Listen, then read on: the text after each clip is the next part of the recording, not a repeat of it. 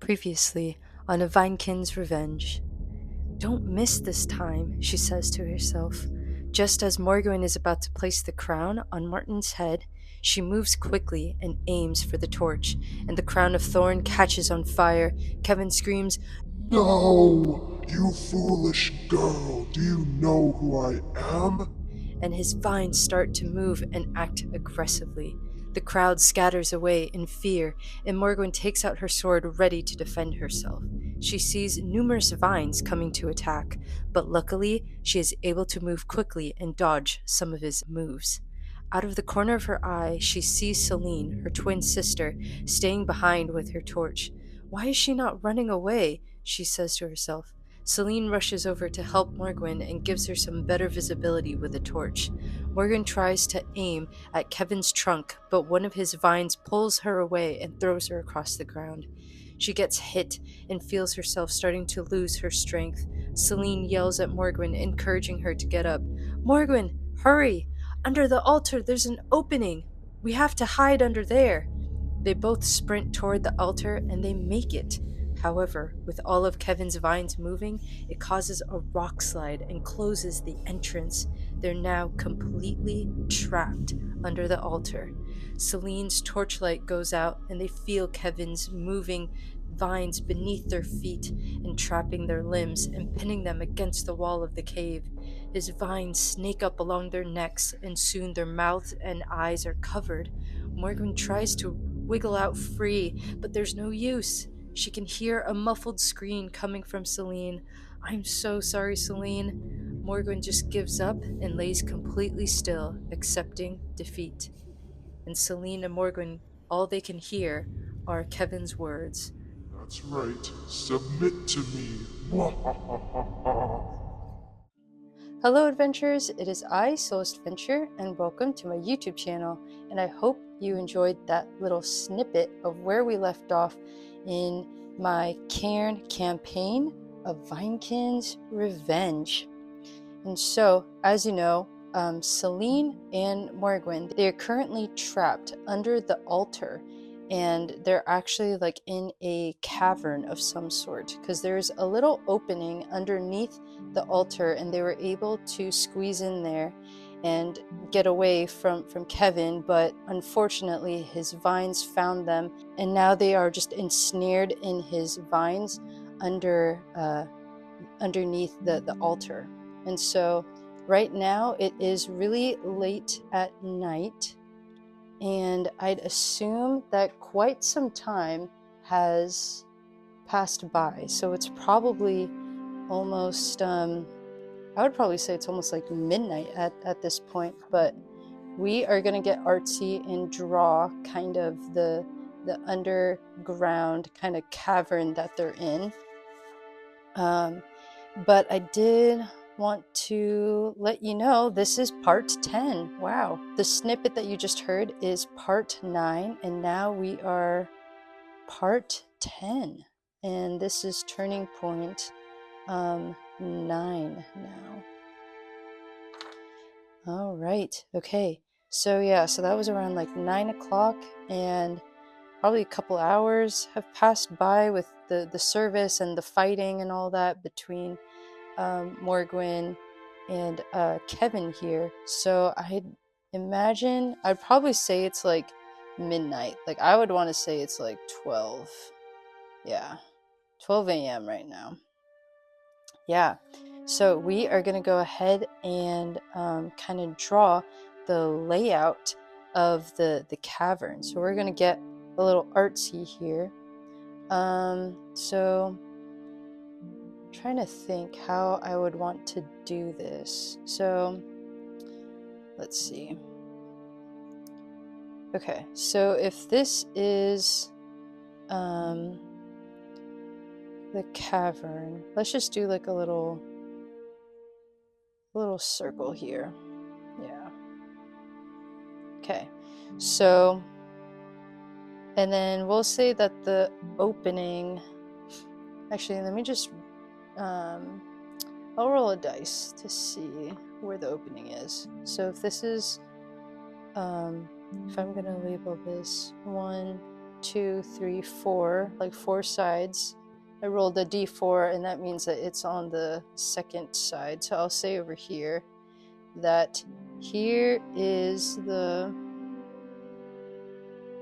entrance, but a landslide kind of happened because of all of Kevin's vines moving. So right now, this is kind of the wall of mud, dirt, and rock.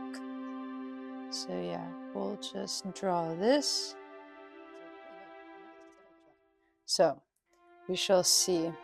So if they are pinned up right now against the wall, and Kevin's vines entraps him.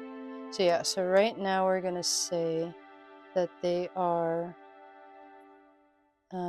entrapped by these vines.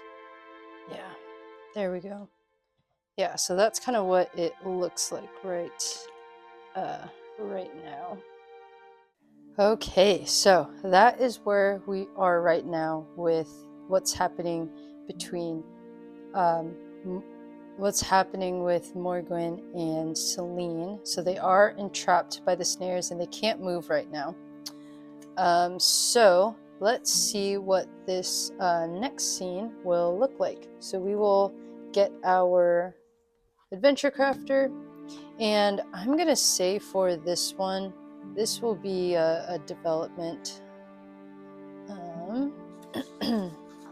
Yeah, and so I kind of want to see if Kevin is like still awake and communicating with them.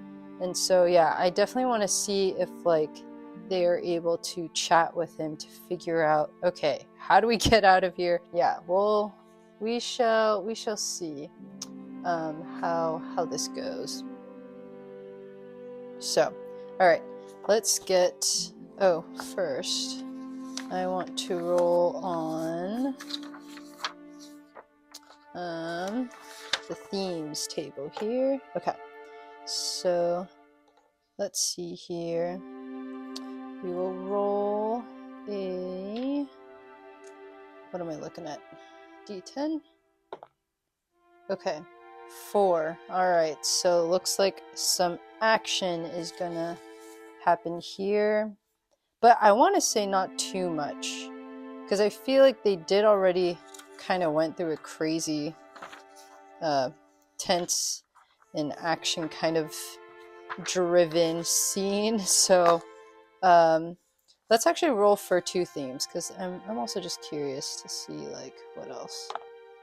8. Okay, so mystery as well. Okay, so I'll say that there are 2 themes that are gonna be involved in this next scene here. So there's gonna be a bit of action and mystery. All right, so we will now see what is next here in our adventure crafter. We will roll for action, and we have to roll a D100 here. Okay, so we got here for action at least, we have 27. So it says here, oh shit, okay, collateral damage.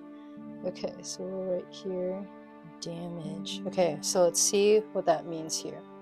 Whatever is going to happen in this turning point, the activity will spill over from the focus of that activity to things around it. This is particularly true for damaging events.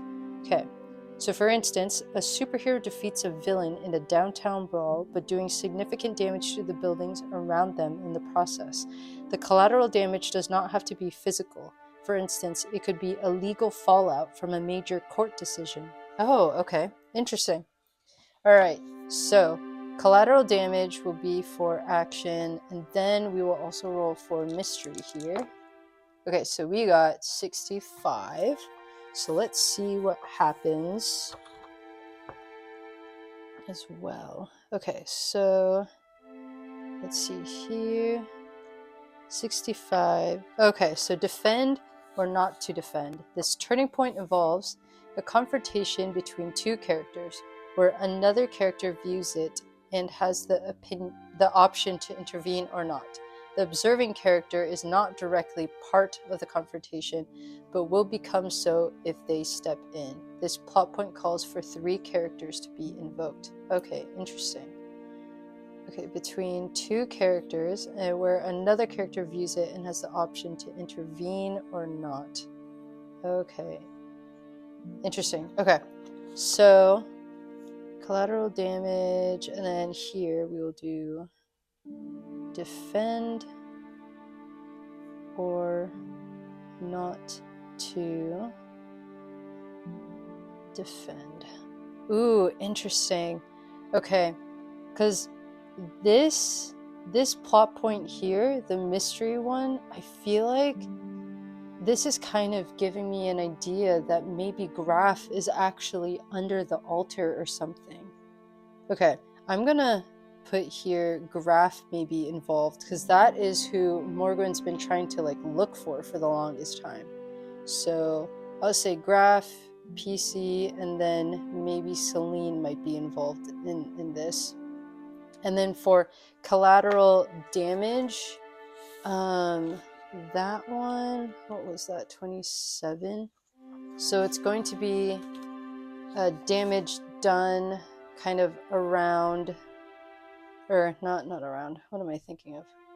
Oh yeah, okay, so the activity will spill over from the focus of that activity to things around it. So for example, significant damage to buildings around them in the process. Yeah.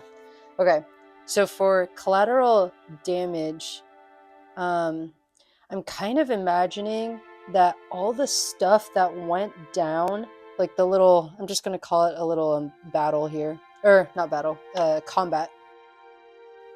So I'll probably say that this the combat scene from Turning Point 8. So yeah, so all of this, their whole fight, I feel like that is going to affect the chapel. Yeah, okay, so I'll say that will definitely affect Wildborn Chapel for sure. So we don't really know kind of what that looks like right now, but definitely Wildborn Chapel is going to be involved. Like probably the members are probably like pissed at Morgwen for ruining the service, and Martin is not able to become the next priest to lead them. So Wildborn Chapel and I guess members, and maybe honestly like the mayor, like I wouldn't be surprised if like word goes around and then the mayor gets involved as well. So yeah, so we'll kind of like see how that kind of works. But all right, so now we have our scenes here, and I do want to ask the fate chart, because it is late, and Morgwen and Celine are like completely ensnared by the vines and they can't move right now. And so I wonder if Kevin is going to try to like speak to them or something. So let's see. I wonder if he'll try to talk to them. Probably very likely that he will be chatting with them. So yeah, so I'm gonna say yeah, so I'll probably say 50-50 very likely. Okay, yeah, so we got 10. So yep, he definitely wants to chat with them. Okay, so I do want to see for the or no, which one is it? There's like a conversations table. Yeah, okay, I'm gonna roll on this table here. So let's see how the conversation goes. Okay, so we got what is that, 89? Okay, so we got 89. And oh, quarrelsome.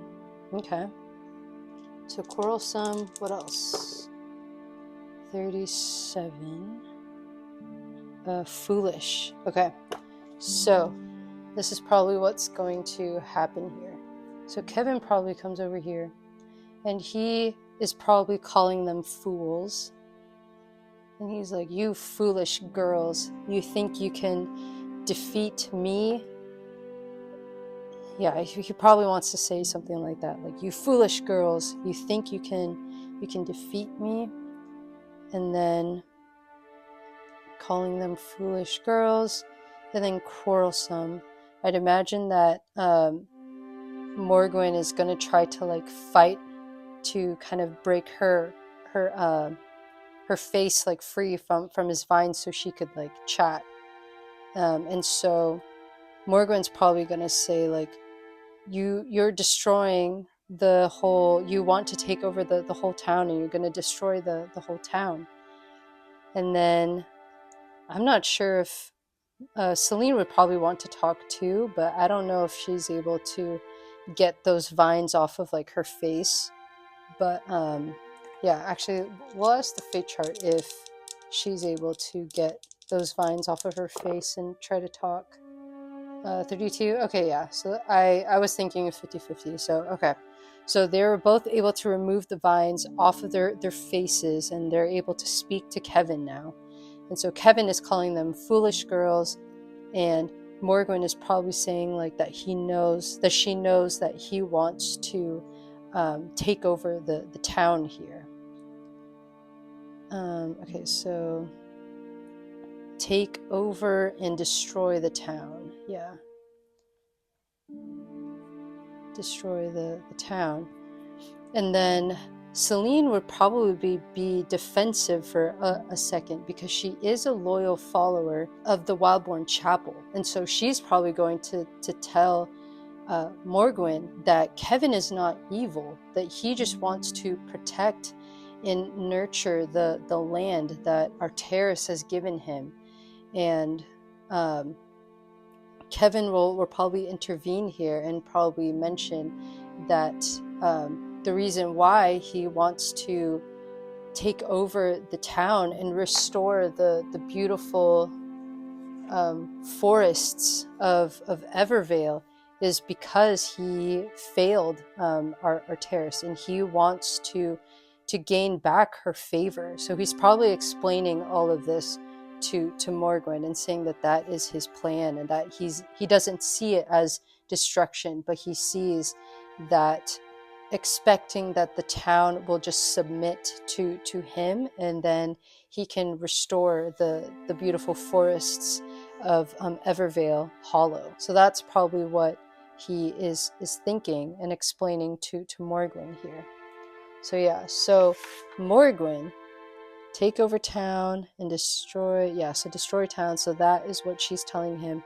And he and Celine, they're both trying to explain that he has fallen short of Arteris's favor and wants to restore.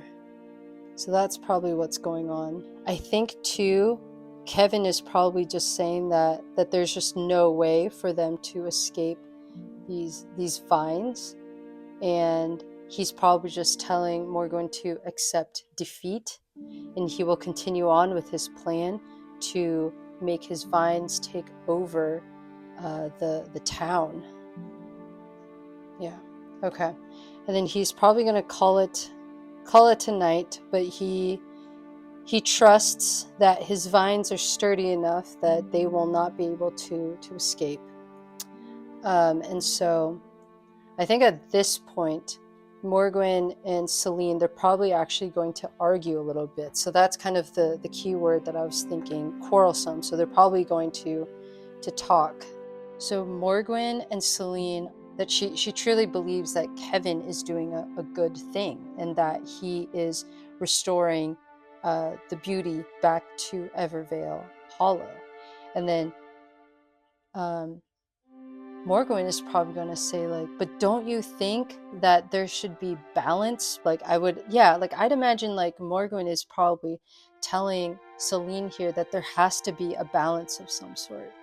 So yeah, so we'll say a balance. Yeah.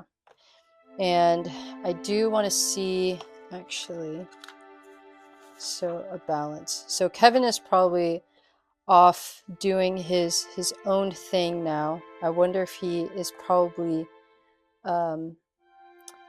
getting his vines to kind of take over more of the town. So yeah, so we'll ask the fate chart. So while they are quarreling at the same time, Kevin is probably distracted looking at the town and trying to find ways to make his vines encompass more of the town, ensnare that, to have his vines kind of grow within the town. And so we'll say very likely. That was a poor roll. Okay, very likely. Okay, yep, so 19. So at the same time, as they are quarreling, he is also, Kevin's vines become more aggressive and slowly taking over the town.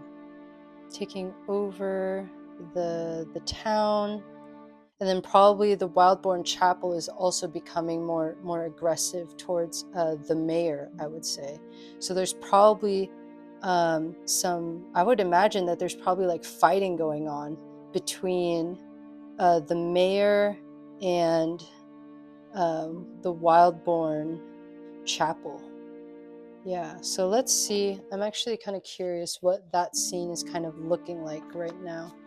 So probably, I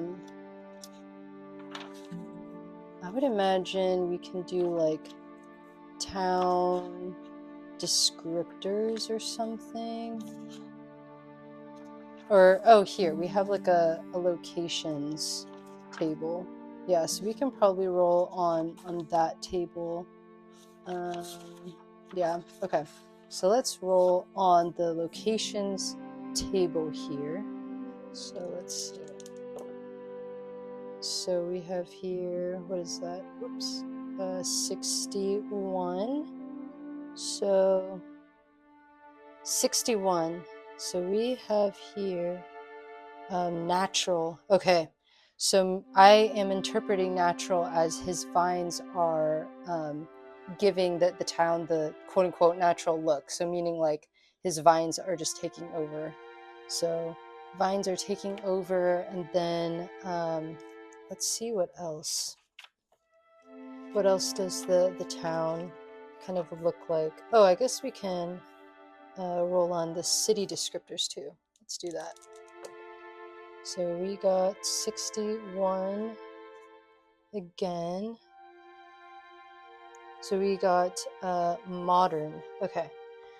So we have the word modern. So I'd imagine that I'm interpreting the word modern as he is actually trying to destroy the modern buildings and such.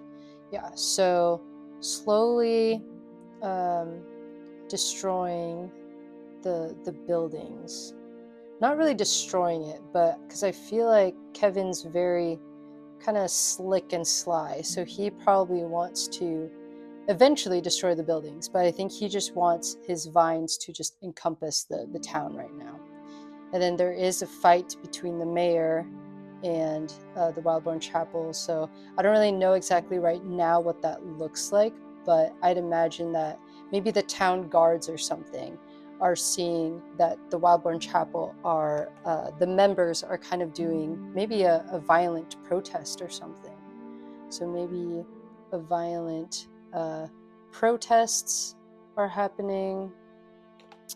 So yeah, so that's kind of what's going on right now in the town. And so now with Morgwen and Celine, I do want Morgan to see if she can do a strength check of some sort to try to like get out of those vines. So we'll see here. So she does have to roll a 7 or below. So let's see. Oh, okay, so that is an 8. So that is a fail. But I will say, even though that is a fail, she was able to free out at least one of her limbs. So I'd imagine that would be her arm. So we'll say here that PC frees out her arm, so that's good. So that's good at least. And then I do want to see if she is able to reach for maybe her sword. So I'd imagine that her sword is in its sheath right now. So let's see if she's able to maybe, I don't know, because I feel like her arm would still be kind of like stuck, but she wasn't able to completely free out her arm. So maybe she probably has to like reach to like grab it. And so I wonder if she can do another strength check to see if she can try to reach for her sword. Okay, 3. Okay, so that was perfect. So she frees out her arm and, or maybe not the sword. I think she, oh wait, yeah, no, the sword. Yeah, that's right. Okay. So she's able to free out her arm a little bit and at least grab the hilt of the sword. So grab hilt of sword. So she's probably not able to reach for it completely, but she's at least able to hold on to it. And so Celine is probably telling Morgwen here that like there's probably just no use, that they have to just wait until he is asleep. And so Morgwen and Celine, I know that they don't see eye to eye right now with kind of stuff going on between Wildbourne Chapel and Thornmere. But I would want to see if Celine is at least able to like convince, Morgwen is at least able to convince Celine that there should be a balance between having this like town, but also having that religious freedom as well, that the Wildbourne Chapel could freely express themselves and to also embrace Kevin's vines and his love for nature in Arteris. So yeah, so I know that they're not seeing eye to eye right now, but I do want to see if she's at least able to let Celine know that it is healthy to have like a balance at least. So we'll do a 50-50. Okay, so 87. So she doesn't see eye to eye right now with Morgwen's belief. All right, so Celine's probably saying we should just rest, and I think that is smart, that she shouldn't be wasting her energy trying to like escape, that they should definitely just rest for now. And so, okay, so now I do want to see, it's probably going to be like what, 4, let's just say that they rest for like 4 hours or so. So now it's like 4 a.m. And I do want to see if Morgan's able to hear anything. I'd imagine that there's a little bit of like light coming through the cavern, maybe just like cracks in the dirt walls and such. And so let's see if she's able to hear her surroundings now. Okay, so we got 59. Okay, so she is able to, she doesn't hear much, which is probably a good thing. So that probably means that Kevin is most likely asleep now. And she does hear maybe some like faint, maybe like footsteps or something. Let's see what she hears. So she doesn't hear clearly kind of her surroundings, but she does hear something. So let's see what she hears. And okay, yeah, so we have a sounds table here. So let's roll on the sounds table and see if what she's able to hear anything. So we got a 15. We have celebrate. Interesting. Okay, so we have celebrate.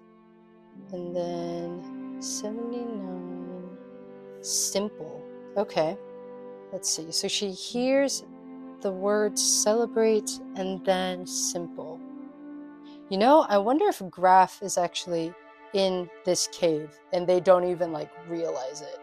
So let's roll on the fate chart here. And I kind of want to say very likely, because I'd imagine he probably found this opening and he's probably looking for like a place to hide from Kevin as well. So let's see. Oh, look at that. Okay, so we do have 47, so that means yes. So Graf is in here. So we are going to use this guy. So this is going to be Graf here. So Graf is in this, he is in the cave. And so I'll say, yeah, so he hears Graf. Okay. So Graf is probably excited to see that there are people here with him and that he's not alone.